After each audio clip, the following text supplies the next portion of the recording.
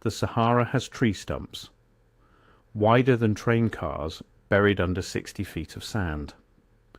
In 1858, a French explorer named Henri Duveyrier was conducting a scientific expedition across the Sahara Desert when his team discovered something that should have changed everything we thought we knew about the region. They found the remains of an enormous forest, petrified tree stumps, some of them more than 30 feet in diameter, wood so ancient it had turned to stone, and so abundant that entire sections of what is now barren desert were clearly once covered in towering trees. Duveyrier documented what he found. He took measurements, he made detailed sketches, he brought samples back to Paris, and then the discovery simply vanished from the historical record. Not lost, not forgotten by accident, erased. The sketches were filed away in archives that were not widely published. The samples disappeared into museum collections where they were never properly catalogued or displayed. I have to pause here for a second, because what I just described, that is one case from a much larger pattern. There are 35 documented cases in a document I put together. Different cities, different decades, different types of evidence. Every single one follows the same sequence: discovered, documented, acquired, disappeared. I could not fit all of it into a video. It's in the pinned comment below. Find it before we continue. For more than 160 years, this discovery has been sitting in plain sight, documented and real, while the world has been told a completely different story about what the Sahara is and what it has always been. Tonight we are going to walk through what Duveyrier actually found. We are going to trace what happened to that evidence. We are going to look at satellite imagery that confirms what he documented. And we are going to ask the question that changes everything. If the Sahara was once a forest of such abundance that tree stumps wider than train cars still survived in the ground centuries later, what does that tell us about the civilization that lived beneath those trees? And what does it tell us about the timeline we have been given for human history? The Sahara we think we know is ancient, eternal, a desert that has been essentially the same for millennia. The historical record tells us that the Sahara has been growing for at least 3,000 years, slowly consuming the grasslands and forests to its south through a process called desertification. We are told that by the medieval period the Sahara had reached essentially the size and character it has today, a vast waterless, lifeless expanse, the largest hot desert on Earth, inhospitable, ancient, timeless. But Duverier's discovery painted a radically different picture. A picture of a Sahara that was not always a desert at all. A Sahara that within the last few centuries was covered in vegetation, that contained lakes, that supported wildlife, that was not gradually drying over millennia but had been catastrophically transformed in a much shorter time span. And the trees that covered it were not small shrubs or scrubland. They were enormous. They were forest, real forest. The kind of forest that would require a climate radically different from the Sahara of today. Duveyrier was not the only explorer to find this evidence. In the decades that followed, dozens of other expeditions into the Sahara documented similar findings. Petrified wood, fossilized remains of tropical plants, evidence of ancient waterways, evidence of lakes that had dried up, evidence of animal bones from species that could not survive in a desert climate. The pattern was consistent. The Sahara had not always been a desert. Something had changed it. And that change had happened more recently than the official timeline suggested. Modern remote sensing technology can see through layers of sand and identify subsurface features. Scientists, using satellite radar, have discovered the remains of ancient river systems beneath the Sahara sand. Not just one river, multiple river systems, vast networks of waterways that are now completely dry, but the evidence of their channels remains visible to the right kind of observation.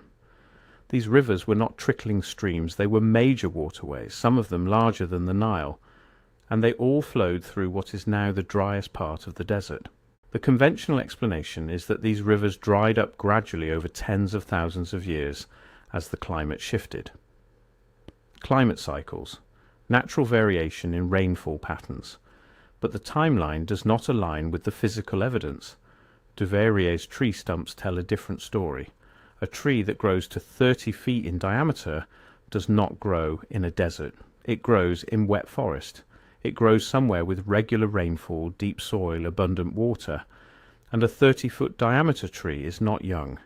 A tree that size is at least 800 years old, possibly much older. The largest specimens could easily be 2,000 years old or more. If these trees were still present in sufficient quantity that their stumps are found scattered across what is now barren desert, they could not have disappeared more than a few centuries ago. We are not talking about a gradual drying process playing out over tens of thousands of years. We are talking about a catastrophic transformation that happened in a time frame measured in centuries, not millennia. And that transformation happened recently enough that it would have been witnessed and documented by human civilizations living at the time. The question becomes unavoidable. What happened to the Sahara?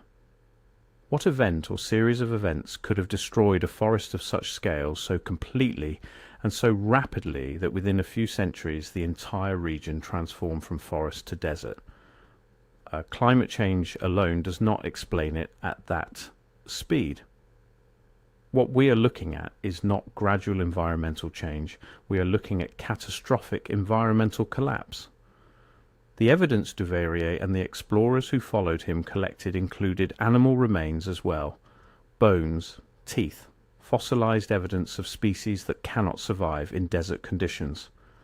The Sahara contained elephants, it contained hippopotamuses, it contained giraffes, it contained lions, it contained rhinoceros. All of these animals require water and vegetation. All of them have left bone evidence in what is now the Sahara Desert. And beneath these animal remains, the explorers found something else, evidence of human habitation. Not nomadic encampments, settlements, permanent structures, evidence of agriculture, evidence of organized societies. The Sahara was not just a forest, it was a populated forest, a forest that supported civilization. The rock art found throughout the Sahara tells this story in vivid detail. In the Tassili Niger region in southern Algeria, there are thousands of rock paintings that depict a landscape completely different from the desert that exists today. The paintings show cattle herds grazing in grassland. They show people hunting elephants. They show women gathering plants. They show water, lakes, rivers, vegetation. The paintings are thousands of years old. They depict a landscape that no longer exists. And that landscape was the world the painters lived in, the world they documented in their art. The conventional timeline pushes the creation of these paintings back 5,000 to 10,000 years. But the physical evidence, the tree stumps, the bone deposits, the evidence of continued habitation in the region, all suggests that the transition from forest to desert happened much more recently. It happened within a time frame that would be remembered in human history, within a time frame that would be documented. This brings us to the question of what happened to those civilizations that lived in the Sahara forest. If the Sahara was once populated, if it supported organized societies, where did those societies go? And why do we have almost no historical record of them? The standard academic answer is that these were pre-literate societies, that they left no written records. But it is incomplete, because even pre-literate societies leave traces. They leave architecture, they leave artifacts, they leave evidence of their presence that should still be visible if we know how to look for it. And in fact, if we start looking, we do find traces. Not everywhere. The sand has buried most of it. But in the regions where the sand is shallow, where rock outcrops break through, where ancient structures have been preserved under layers of shifting dunes, we find evidence of sophisticated construction. We find evidence of engineering. We find evidence of knowledge and skill that suggests a level of organization that most accounts do not acknowledge. The ruins of Timbuktu are the most famous example, but they are not the only one. The entire Sahara region contains ruins, ancient cities, walls, structures. Many of them are dated by mainstream archaeology to be much older than the desert that surrounds them. A city built in climate X cannot be millions of years old if the climate radically changed a few centuries ago. The chronologies do not align. Now consider the evidence from Duveyrier himself. He was a respected French geographer, trained in Paris, supported by the French government, part of the official scientific establishment of his era. His description of what he found was detailed and careful. He described the petrified trees with measurements. He noted their distribution. He collected samples. He followed proper scientific procedure. And his conclusion was unambiguous. The Sahara had been a forest, and that forest had been destroyed within a time frame that was recent in geological terms. The question of what caused the destruction leads us into the Tartarian framework. Because Duveyrier was not the only person in the 19th century who was documenting the remnants of a civilization that seemed vastly older and more sophisticated than the history books were acknowledging. Across the world, explorers and archaeologists were finding ruins, artifacts, and evidence of technologies and engineering that did not fit the conventional timeline of human development. The Tartarian hypothesis suggests that there was once a global civilization, unified in its technical knowledge, sophisticated in its engineering, that covered much of the populated world before it collapsed or was destroyed in a catastrophic event.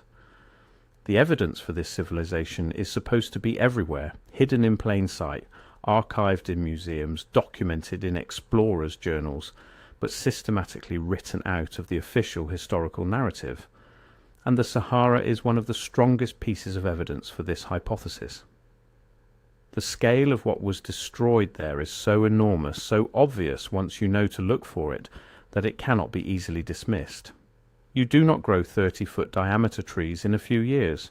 You do not build sophisticated cities and complex waterway systems in a primitive society. What was in the Sahara before it became a desert was organized. It was engineered. It was civilized in the deepest sense, and it was destroyed catastrophically, not gradually, but rapidly, in a way that left survivors bewildered. The timeline becomes important here. If the Sahara was a forest 600 years ago, if it was still populated with organized civilizations 500 years ago, then the transformation to desert happened during recorded history. It happened during a period when other parts of the world were experiencing catastrophic changes. The Little Ice Age was a period of climatic disruption that affected the entire planet. Crops failed in Europe, civilizations collapsed in South America, weather patterns shifted everywhere, and the Sahara was transformed in this same period. But that raises another question. A catastrophic drought does not fully explain how the sand arrived. Where did all the sand come from?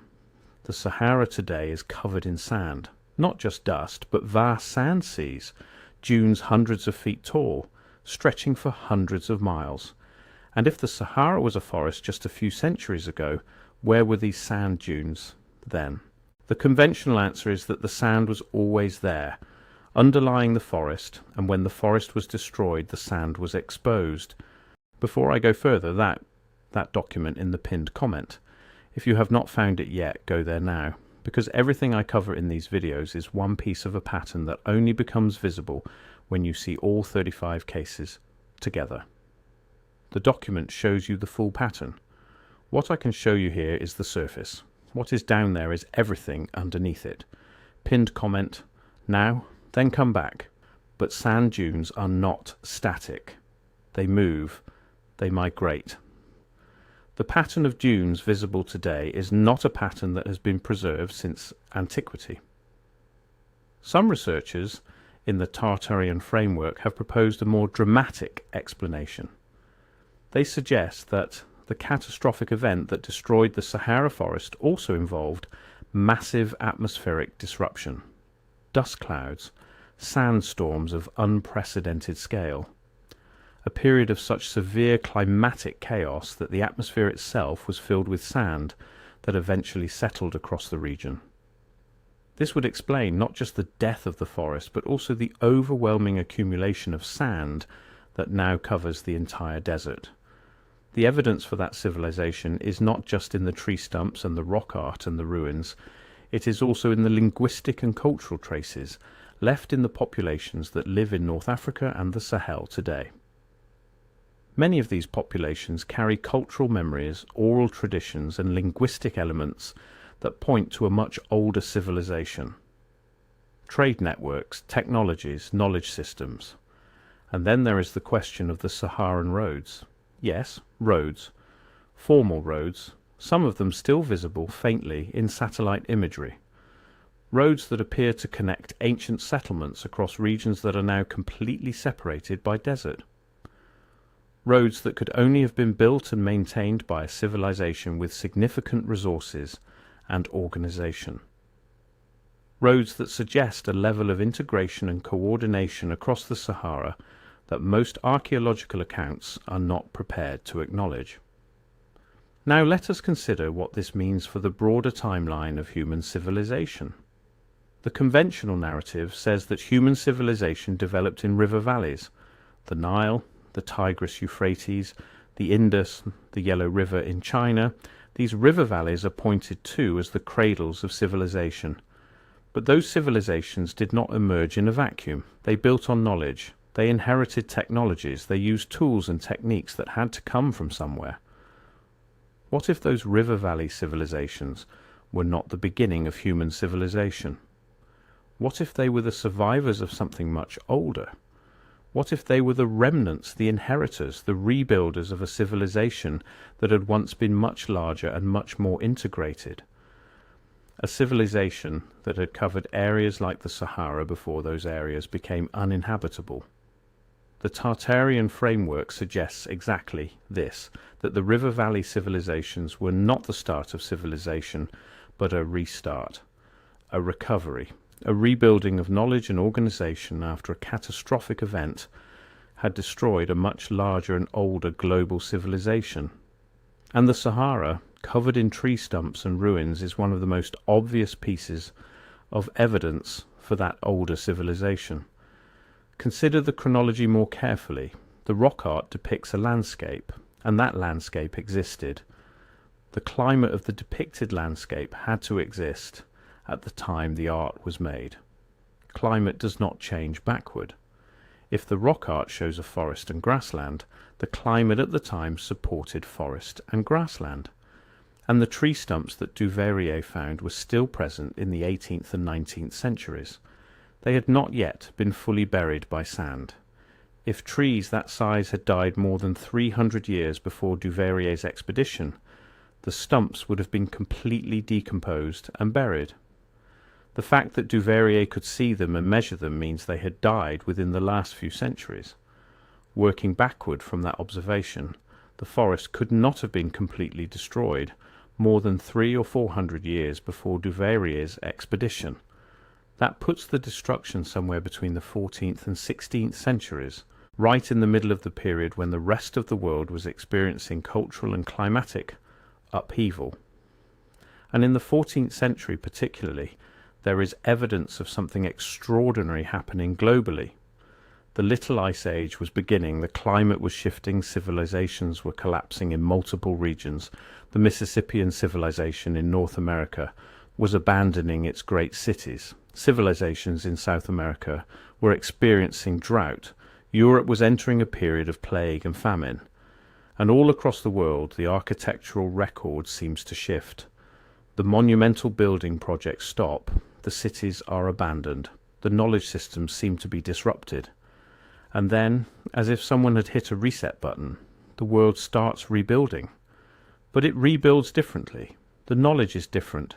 The architectural styles are different.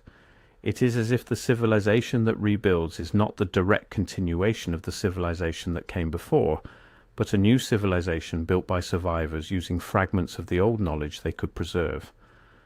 The Sahara forest disappears in this same period. Not gradually, rapidly, catastrophically. And it never comes back. The land is transformed into desert and remains desert to this day, despite numerous attempts to reverse the desertification through modern environmental interventions. The land has not recovered because the underlying conditions have not recovered. The climate of the region is fundamentally different now than it was before, and that difference has persisted for centuries. This is where the Tartarian framework becomes compelling. because it suggests that what we are looking at is not a natural climate cycle, but a disruption of such magnitude that it fundamentally altered the climate patterns of an entire region. Not just the loss of rain, but a shift in how atmospheric circulation patterns work, a shift so severe that even as the world has industrialized, we have not been able to reverse it. Now, consider what infrastructure would be required to support a civilization in the Sahara forest. You would need water management systems, dams, reservoirs, channels. You would need agricultural systems, terracing, irrigation. You would need road networks. You would need settlements. You would need all of the infrastructure of a real civilization. And if that civilization was destroyed catastrophically, what happened to that infrastructure? Some of it would be buried by sand. Some of it would be destroyed, but some of it would survive. Some of it would remain visible. Some of it would still be detectable by modern remote sensing technology. And in fact, when you look at the satellite imagery of the Sahara with the right kind of attention, you do see evidence of structures. You see patterns that do not align with natural features. You see regular geometries that suggest human construction. You see alignments that suggest intentional design.